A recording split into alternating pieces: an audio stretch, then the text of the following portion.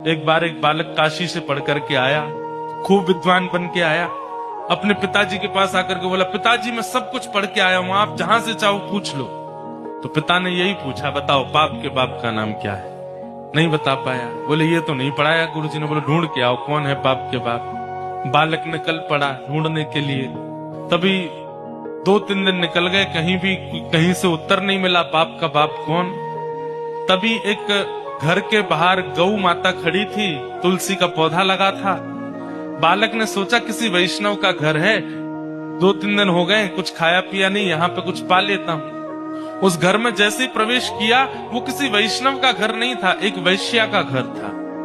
तो वैश्या ने जैसे ही बालक को देखा, ब्राह्मण बालक, त्रिपुंड लगाए, शिखा रखी है, धोती पहन करके, हाथों में वेद लगे हैं, तुरंत वैश्या आई जल का पात्र लेकर के, महाराज जलपान कीजिए।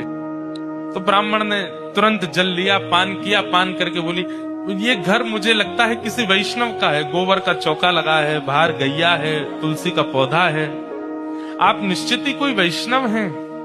वैश्या बोली, वैष्णव का तो नहीं पता मैं हूं कि नहीं, पर मैं एक नगर वैश्या हूं। जैसे ही कहा नगर वैश्या, ब्राह्मण बालक तो तुरंत बाहर गया, वमन करने लगा, अपने पेट में हाथ लगाने लगा, पानी निकालने लगा बाहर। वैश्या बोली, क्या कर रहे हैं आप? बोले, पाप का बाप ढूंढने निकला था, वो तो मिला नहीं, तुम्हारे घर पर आके जल पी लिया, पाप और कर दिया मैंने।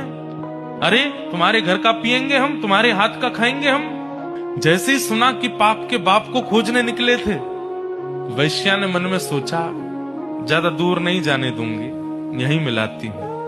अब भगवान जल पी ही लिया है आपने, पाप तो हो ही गया आपसे, अब तो आपको जाना पड़ेगा, नदी स्नान करनी पड़ेगी, जनेऊ बदलनी पड़ेगी, पंचगव्य पान करना पड़ेगा, तभी आप शुद्ध हो गए।